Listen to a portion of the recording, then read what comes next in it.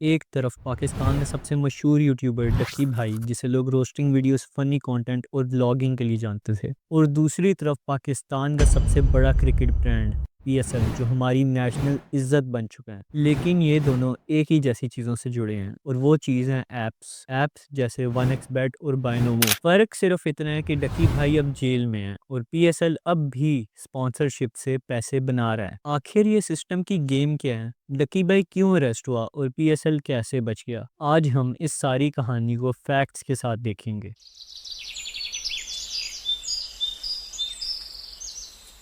सबसे पहले Ducky by का सीन समझते हैं। 17 अगस्त 2025 लाहौर एयरपोर्ट। डक्की भाई को एनसीसीआईए ने अरेस्ट किया जब वो अलेजिडली बाहर ट्रैवल कर रहा था। उन पे इल्ज़ाम ये लगा कि उन्होंने अपनी यूट्यूब और सोशल मीडिया प्लेटफॉर्म्स पर इलीगल ऐप्स को प्रमोट किया। इन ऐप्स में बायनोमो, 1xBet, Bet365 और B9 गेम शामिल हैं। अथॉरिटीज़ का कहना ये है कि ये ऐप्स असल में बैटिंग और गैम्बलिंग के लिए यूज़ होती हैं, लेकिन डकी ने इन्हें प्रमोट किया as if they were trading या इन्वेस्टमेंट ऐप्स। यानी उनकी वीडियोस में दिखाया गया, यहाँ पैसे लगाओ, प्रॉफिट कमाओ, ट्रेडिंग से इजी मनी बनाओ। और जब असल में लोगों ने इन ऐप्स के अंदर पैसे लगाए तो मोस्टली को बहुत ज़्यादा लॉस हुआ। इसका रिजल्ट क्या हुआ? बहुत सी कंप्लेंट्स आई कि लोगों का पैसा डूब गया। अथॉरिटी ने जल्दी से ये केस रजिस्टर किया। एफआईआर के अंडर सैंक्शंस लगे।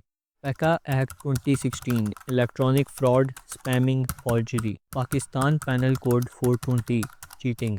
Section 294B, illegal price schemes. Simple लफ्ज़ों में डकी पर यह केस बन गया कि उन्होंने अपनी ऑडियंस को मिसलीड किया और एक ऐसी चीज़ प्रमोट की जो पाकिस्तान के लॉ के अगेंस्ट थी। ट्विस्ट यहाँ आता है कि जो 1xBet और उसके मिरर ब्रांड्स डकी ने प्रमोट किए, वही कंपनीज पीएसएल की टीम जर्सीज और स्पॉन्सरशिप डील्स में भी नजर आईं। एग्जाम्पल के तौर पे कराची किंग्स ने अपने फ्रंट जर्सी पर 1xBet/1xBet का लोगो लगाया, और मुल्तान सुल्तान्स की शर्ट पर था वुल्फ 777 न्यूज़, जो असल में एक बैटिंग साइट का फ्रंट माना जाता है। और सिर्फ जर्सीज ही नहीं, बल्कि ब्रॉडकास्ट्स, होर्डिंग्स और डिजिटल एड्स में भी इन ब्रांड्स का प्रमोशन होता रहा। लेकिन पीएसएल ने एक स्मार्ट कवर अप किया। उन्होंने इन्हें कभी ट्रेडिंग ऐप्स के तौर पे इंट्रोड्यूस ही नहीं किया, बल्कि उन्होंने बोला ये स्पोर्ट्स न्यूज़ या फैंटेसी स्पोर्ट्स ब्रांड्स हैं। नाम चेंज, ब्रांडिंग चेंज, और सब लीगल लगने लगा। तो अब सवाल ये है कि अगर ऐप सेम है तो डकी जेल में और पीएसएल फिट फाट क्यों है? Reason number 1, big money factor.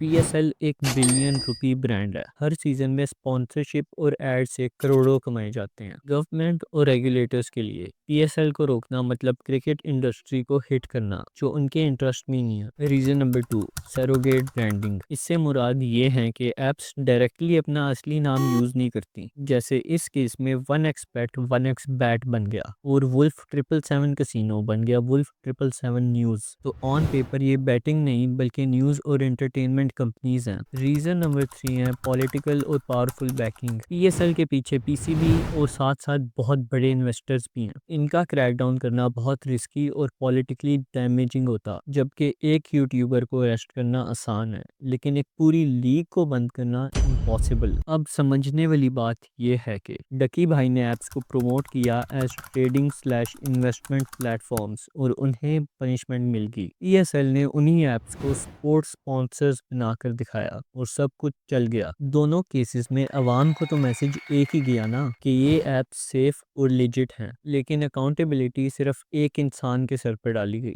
ये हैं असली डबल स्टैंडर्ड जो हमारे सिस्टम में चल रहा है। तो अब सवाल आपके लिए है, क्या डकी भाई असल में स्कैम कैसा था या फिर एक स्केपगोट बन गया? और क्या पीएसएल जैसे बड़े इंस्टीट्यूशंस को भी अकाउंटेबिलिटी फेस करनी चाहिए, या सिर्फ छोटे कंटेंट क्रिएटर्स को ही निशाना बनाया जाएगा? कमेंट सेक्शन में अपना ऑनेस्ट ओपिनियन लिखो, क्योंकि आपकी सोच ही सिस्टम को बदल सकती है।